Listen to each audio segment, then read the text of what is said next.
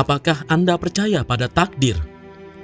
Apakah Anda percaya ada seorang ratu yang berkuasa di lautan, yang katanya haus akan tumbal?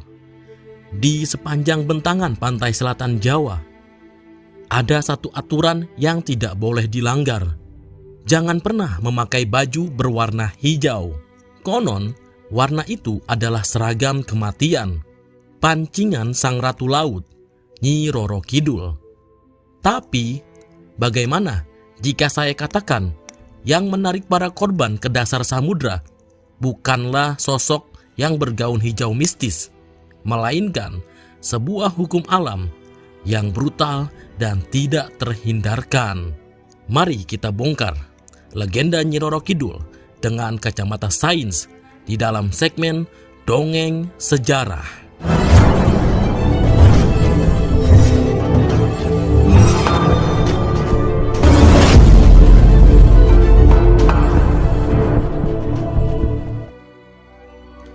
Di sepanjang pesisir selatan Pulau Jawa, sebuah wilayah yang dipuja sekaligus ditakuti.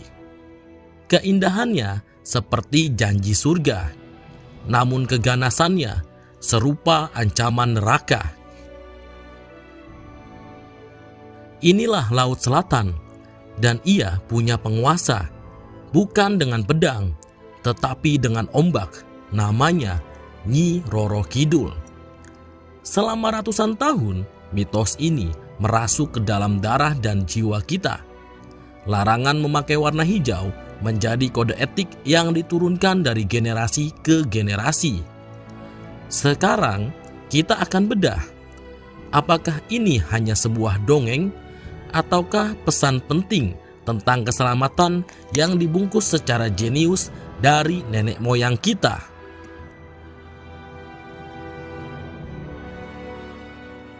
Kisah Nyi Roro Kidul bukan sekedar penguasa laut. Dia adalah simbol tragedi. Konon nama aslinya adalah Putri Kandita, seorang putri bangsawan kerajaan Pajajaran yang memiliki paras sangat cantik. Namun ibu tirinya menjadi iri, lalu ia dikutuk. Akhirnya ia memiliki penyakit kulit.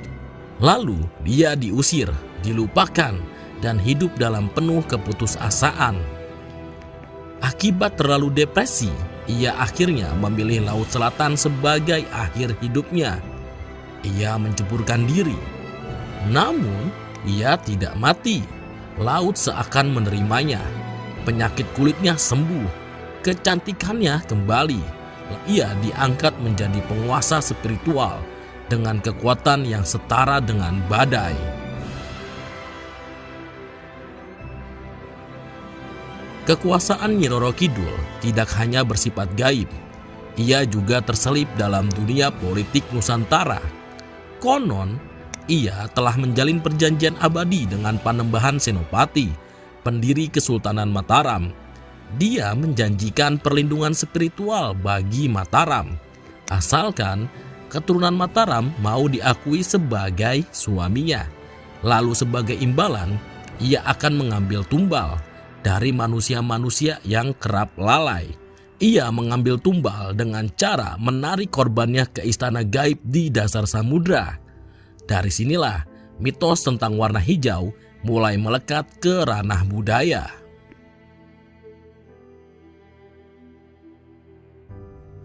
Warna hijau konon adalah warna kesukaannya, mulai dari gaunnya, istananya, bahkan seragam para prajuritnya. Ketika seseorang memakai baju berwarna hijau di bibir pantai selatan, mereka dianggap telah menyatakan diri sebagai pengikut atau calon tumbal. Itu dianggap sebagai undangan terbuka, tidak peduli siapapun yang melanggar, nelayan, wisatawan, atau orang berpengalaman sekalipun. Korbannya akan hilang, seolah ditarik oleh kekuatan tidak kasat mata.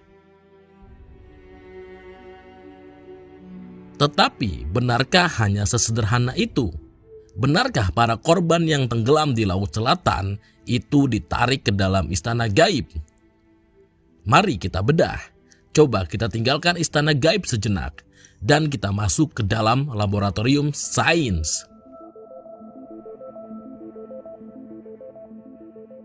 kita akan mulai menggunakan kacamata sains dan juga hukum alam. Di sana, kita akan bertemu dengan cabang ilmu fisika yang paling penting dalam konten kali ini. Namanya hidrodinamika. Apa itu hidrodinamika? Sederhananya seperti ini. Hidrodinamika adalah ilmu yang mempelajari pergerakan cairan. Dalam hal ini, air dan kekuatan yang ditimbulkannya. Setiap ombak, setiap arus, setiap pusaran di laut tunduk pada hukum hidrodinamika. Di pantai selatan, hukum ini bekerja secara brutal. Pantai selatan Jawa menghadap langsung ke Samudra Hindia. Tanpa penghalang, ombaknya menjadi begitu besar, arusnya jadi brutal. Pembunuh senyap yang ada di lautan ini bukan sang ratu, tetapi adalah fenomena alam yang bernama rip current. Apa itu rip current? Rip current adalah arus balik yang muncul ketika banyak air dari gelombang harus kembali ke laut lewat saluran sempit. Arus ini bergerak dengan sangat cepat. Kecepatannya sering mencapai 1-3 meter per detik. Bayangkan, ini lebih cepat dari perenang tercepat yang ada di dunia. Jika tubuh manusia terseret ke jalur rip current, yang menarik dirinya ke dasar bukanlah ratu laut, melainkan hukum hidrodinamika, massa air, dan juga gravitasi.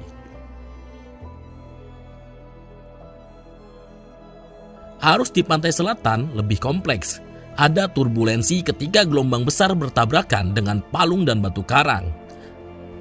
Ada yang namanya downwelling, yaitu aliran vertikal yang bisa menyeret benda ke bawah.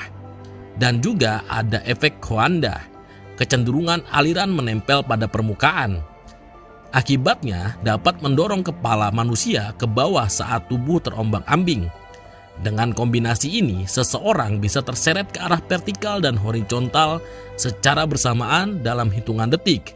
Lalu, tubuh itu menghilang dari pandangan permukaan. Gelombang yang datang dari arah laut terbuka membelok, membuat refraksi. Saat mendekati kedalaman yang berbeda, di area dengan palung atau karang, gelombang berdifraksi ini akan membentuk pusaran kecil. Pusaran dan mikroarus inilah yang sering membuat korban menjadi kehilangan keseimbangan. Lalu akhirnya terseret ke zona berbahaya atau tersandung ke dalam jurang laut dasar secara tiba-tiba. Saat sedang panik, manusia cenderung menendang dan mengayun tanpa teknik. Itu justru meningkatkan drag. Hambatan yang membuat tubuh lebih mudah tertarik oleh arus. Tubuh yang berperang jadi target sempurna bagi rip current. Ironisnya, usaha keras untuk bertahan hidup kerap mempercepat tenggelamnya korban. Atau dalam kata lain, kepanikan membuat kita semakin mudah tenggelam. Sekarang mari kita kaitkan ini dengan mitos warna hijau. Air di beberapa bagian pantai selatan seringkali berwarna gelap kehijauan. Ini adalah akibat dari sedimen, plankton, dan juga pantulan cahaya. Warna hijau pada baju atau kain memiliki indeks refleksi warna yang serupa dengan lautan itu sendiri. Hasilnya menjadi kontras sangat rendah. Baju hijau membuat korban seakan-akan menghilang secara visual dari pantai, dari perahu penyelamat, bahkan dari pantauan udara. Itulah alasan praktis mengapa alat standar keselamatan internasional menganjurkan warna-warna yang cerah, orange, merah, dan kuning fluorescent sebagai alat pelampung atau alat keselamatan di lautan.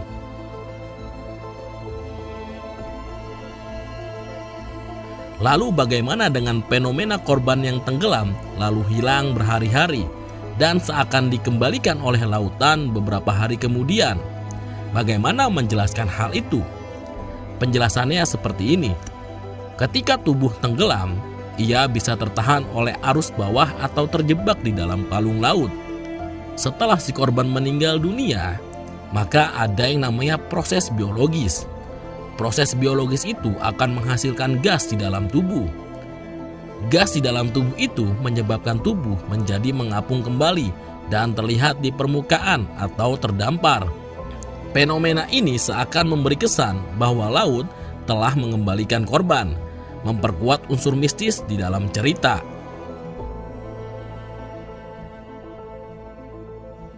Jadi, apa sebetulnya yang membuat banyaknya korban tenggelam di pantai selatan? Ringkasnya seperti ini.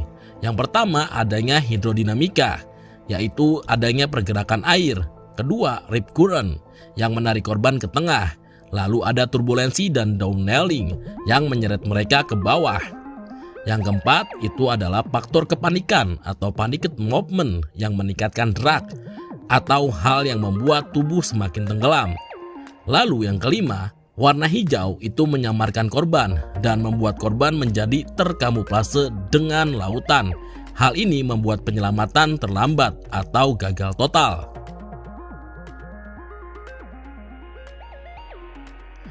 Jadi, larangan memakai baju hijau bukan sekedar tahayul. Itu adalah pesan perlindungan yang diletakkan dalam bentuk cerita agar ditaati. Nenek moyang kita tidak hanya menciptakan mitos untuk menakuti.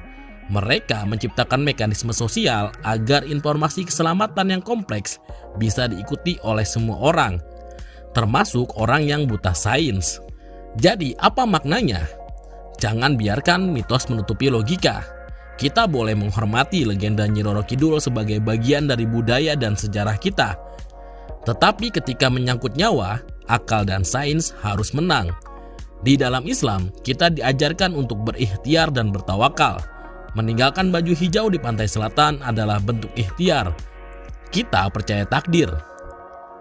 Dan takdir itu adanya di tangan Allah. Namun, kita diperintahkan untuk mengambil langkah pencegahan terbaik.